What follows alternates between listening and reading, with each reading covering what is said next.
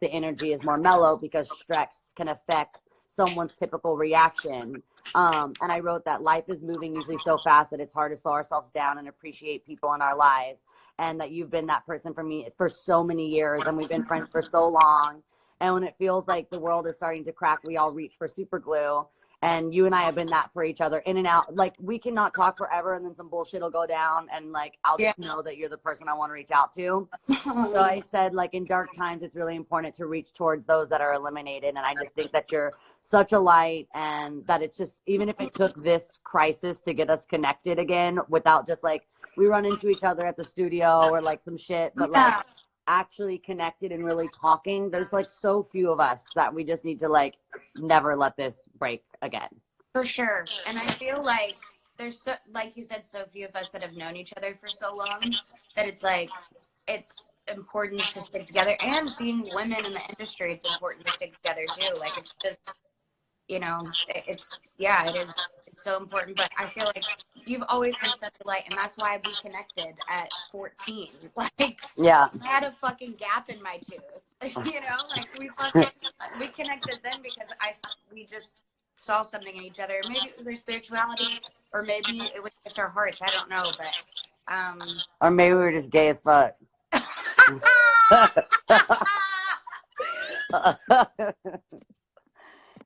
Okay, what was your question? I hate to tell you. Next question. We all got it. We know. Okay. About thoughts and attention. Thoughts and attention determine how we feel. Sad thoughts can make us sad, and happy thoughts make us happy. So what are ways that you stay focused on helping yourself and not hurting yourself? So, things that make me want to help myself. Like, I'm trying to be more creative right now. Like, I want to do a lot of art right now. I want to paint. I want to draw. I'm all about the painting. I want to knit. I used to knit all the time. And, like, I forget, but then I start when it gets cold outside because I start knitting scarves for people. Yeah. So I'm going to probably pick that up again. I don't know. I just knitting, by the way, was it in the 90s. Like, just so all these little kids, I see all these Gen Zs, like, knitting in the 90s meant you were the coolest person in school. Also, knitting room bands was the shit. Everybody fucking knits in rehab. Everybody knits. Knitting is it. That's where I learned. That's so good. Yeah.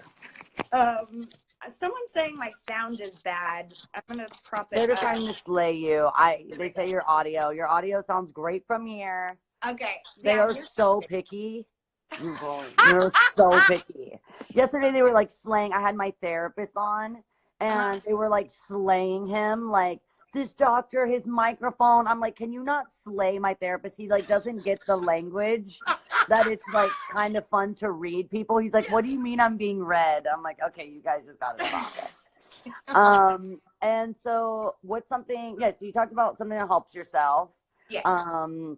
And then a really cool trick that we actually talked about yesterday with my therapist. This was like so badass. He basically said that a lot of us are either in our house, or if some of us don't have a place to call home right now, whether you are on a street or like in a relief center, basically it's called feel great anytime, anywhere. So you spot something wherever you are and you anchor it to a memory. So my example is that when I see a banana in my kitchen, I crack up because one time me and my little brother, we had this tree house and we decided that we were going to live there forever because we didn't like the way our parents were running things. But all we brought was a banana, like that was going to do anything. One banana. And so every time I go in my kitchen and see the banana, it reminds me of how much fun I had, like being a total just like country crazy kid with my little brother. So what's something that you can spot where you are right now that would anchor you to a memory, and what's that memory? What's something I can spot? Well, it's weird because everything in here is new. What about your puppy? Is she in there still? He's not in here, but I'm seeing like, so I have these galaxy lights. Oh, love. And by the way, don't ignore my missing fucking nail. That's not changing anything. I look like a child that snuck into a tattoo shop. I need to soak these off. Anyways, my memory with the galaxy light, it's not like an old memory, but when I was in the hospital recently, a year and a half ago, my sister Dallas came to visit me, and she brought these galaxy lights for the hospital room. And it was something that was so small, but so thoughtful and sweet that it changed the whole scenery and environment for That is me. so cool. And ever since, and we just like listened to podcasts and just like laid in my bed together. And but like ever since then, I bought like a ton for my apartment. Yeah. And I use them all the time, like before bed, and it's so nice. It just calms me down. That's like a perfect memory. That's Yeah. amazing. Yeah. So we're getting super close to done. I was going to ask you about, okay, inflammation. So that's like a lot of cause of pain and health issues. I also feel like we can make this about inflamed amounts of stress. But anytime we make a decision, even when they are not ideal options, it's best to ask yourself, what is the best choice out of all my options right now? So yesterday we were talking about sugar is inflammatory, but a lot of people are going to have more narrow, less choices for this time being with everyone stocking up. So it's like, okay, if you have 3 things, what's the best out of those 3? So when you're tempted to make a decision that is not best for you, what's a tool that you use to make the right call? I guess right now I'm looking at every time I go to make a decision, I ask myself, what are my values? And does it align with my values? If it doesn't align with my values, I don't do it. I love that. Right now, to me, there's these fucking cupcakes in my pantry that my family has, and I want them so bad, but I also know that right now sugar can lower my immune system. Yeah. So my values are, it's prioritizing my health. You know, that is my number one value right now. And so I'm going to go with that over just wanting sugar, you know? Yeah. Just because I know that right now everyone's immune system needs to be tip top, you know? Yeah. And I need to do what's best for that. So yeah. I agree. I basically freaked out when I went to the grocery and got 3 cartons. They can get you with like probiotic, but it's ice cream. So there's a probiotic ice cream that I looked and I'm like, sugar is literally the worst thing for your gut, and it has so much sugar, but like they put probiotics. So there's like one little thing in there that makes me go like, oh, I should buy 4 of those. But the good news is they're officially gone because they were devoured, but no more. There's no more, but you can get manipulated, and you have to be very careful at the grocery store of finding ways that they tell you something is healthy and it's absolutely not healthy.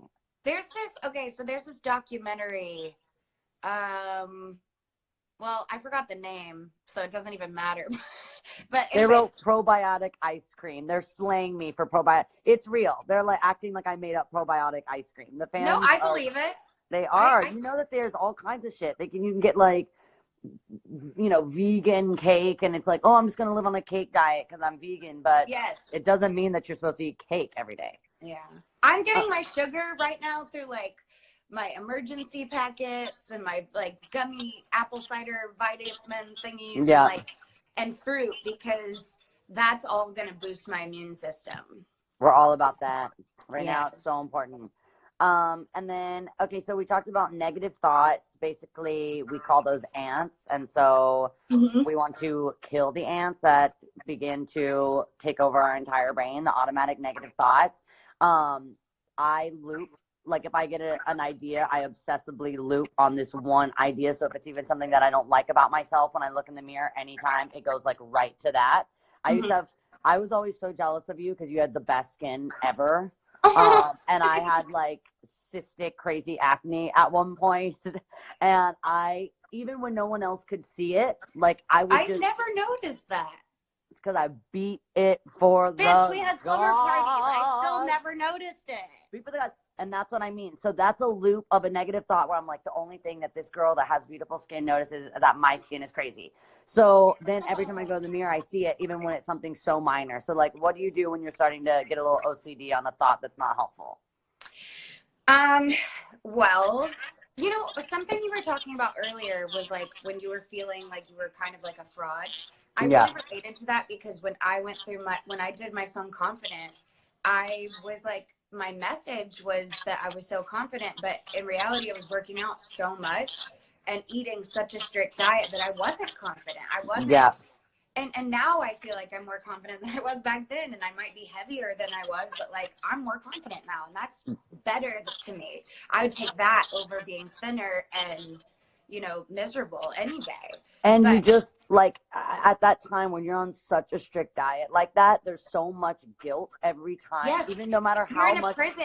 no You're in matter a how prison. well you eat, no matter how much you exercise, you're just constantly, every time you go to a plate of food, you feel like, I felt like a servant of like this brain that it was just, it just doesn't give you the best quality of life that you could have. It doesn't. And then after like going through so much stuff that I did, I realized the quality of life that I want isn't in dieting and extreme exercising. It's just being happy. And so when I have a negative thought like that come into my head, I go back, like I said, I go back to my values. Like, is this what I believe in myself? Is this Yeah. going to help me tomorrow? And sometimes, you know, there's a thing about body affirmations that like I used to tell people to do all the time. I used to be like, tell yourself you're beautiful and that you love yourself. And like, reality is you don't always feel that way. So Yeah. if you can look at yourself in the mirror and just be like, you know what? Like, because I still sometimes struggle with body dysmorphia. And Same. when I look in the mirror, if I can just go, I'm grateful Mm. for the body that's gotten me through every day of my life, no matter what I've put it through. I'm grateful for the health and strength that I have today. That helps me be grounded in my body, and it stops those negative body image thoughts. So like, I think it's just a matter of, yeah, just asking yourself, what are your values and how can you be the most authentic to yourself? Because most of the time, those negative thoughts aren't aligning with who you want to be. And I think that it's so hard when someone gives you advice of like, you know, look every day into the mirror and tell yourself you're beautiful, you're 3 times. It's like you can say those kind of things out loud, but you still feel that feeling in your heart and your gut where you don't believe it. And it's just not realistic and it's actually not Yes. helpful. And when that's a perfect example of inauthenticity not helping you. And that's why I stopped telling people to do that, because I was like, you know what, if you can't look at yourself and say I'm beautiful, that's fine. Just look at Yeah. yourself and be like, I'm grateful for the strength that I have. And then look at Yeah. yourself and say one thing about yourself that you know to be true. And it's like, Yeah. I'm a really good person. And if you can look at yourself and go, instead, I'm someone that always puts others before myself. And sometimes that hurts me and sometimes that helps me, but it's a quality that I don't want to change because I really love it about Yeah. myself. And Yeah. yesterday, Dr. Amen was talking to us about understanding what we can change and understanding and accepting the things that we can't change and being cool with that. You know, there's a part of my quality of being that just, you know, my dad was this way, my mom was this way. Instinctually, I put others before myself a lot of the time, and it can hurt me a lot of the time, but it's really something that also helps me in so many ways, like doing this live series in times of Yes. trouble, or like it just works in my life so much more that I don't want to work on getting rid of it. I want to train it and contain it. Train it and contain it. Word. You'll hear that all week. But I really do. I want to like know how to use that as a. I actually, when I got my throat surgery last year, I always had this like really crazy like growl in my voice. My voice always been really low. And it used to be something that wasn't an option. No matter what, my voice was growly and dirty and, you know, rough. But now Sexy. from taking more training, now I know how to use that when I want it, but also know how to like protect myself and place my voice in different spaces of my throat that won't have that gritty sound that I love, but it actually protects me in long run. But when Yeah. it's worth it, when I'm doing Zeppelin or Floyd or Metallica, I go and I grab that as a tool. If we can have things about ourselves that aren't always optimum for our best being, but they are useful at times, learning how to train them to use them when they're helpful and get rid of them when they're not anymore. Mm-hmm. I Just love that. training. And then so 2 more things about dedicating time, even just 15 minutes to learning something new a day. What is something that you always wanted to learn now that you'll have more downtime? Well, you said you wanted to get more creative, or what's something that you've learned in the past year that's like weird? Something I've learned in the past year. When did you learn how to knit? Like how long ago did you learn how to knit? Almost 10 years ago. 10 years ago? Almost 10 years ago. I learned when I was 18.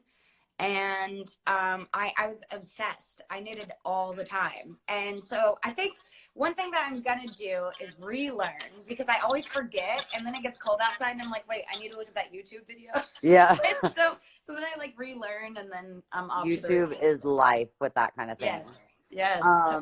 And then the very last thing is S for sharing, which sharing is caring. And would you share something special with everyone that's watching? A lot of them are like my fans, but like I see a shit ton of your fans also on here.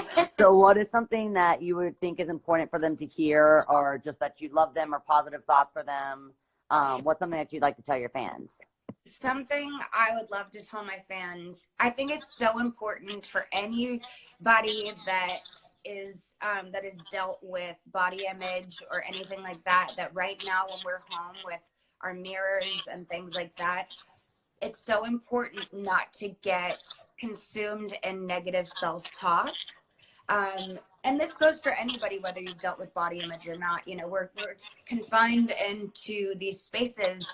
We're going to see the same mirrors every day. We're going to have some of these same negative thoughts. It's important not to beat ourselves up over getting nervous, over maybe not, eating perfectly, not working out perfectly. Like, these are different, very scary times, and we've never been through anything like this in our lives. So this is all new to everyone, and it's okay. Be gentle with yourself and just take care of yourself as much as possible. Okay, I just heard you so loud and clear, because last night I was totally doing that. I realized usually I would not have the time that I had to like stand in front of my mirror and pick myself apart and be like, yes. Okay, I did really take down those 4 pints of the ice cream, and I really did cook that frozen pizza, and I didn't go outside because it's been raining, and I just sat and looked at myself, and instead of seeing myself or my body, I saw all the choices that I wasn't happy with. So I look at my arm and I'm like, I see that I didn't do my, push-ups today, or I just looked at myself and saw all the things that I didn't do or the mistakes that I made, instead of looking at myself and saying like, hey, like, I'm the person that started a series that in dark times want to bring light to people. I'm the person that practiced guitar today, which I really want to get better at. So by tour, I'm like shredding on the guitar. I did all these amazing things today. And instead of looking at my hands and thinking about the notes I played on the piano or the song I wrote, I thought about all the mistakes or all the things that I did that I didn't like, or all my choices that I wasn't proud of. And it was just some bullshit. And I'm knocking that shit off. Yes. Good. No more. Good. No more. So I wanted to ask if you noticed that you had 150,000 new streams on your song, I Love You today, because that would be me.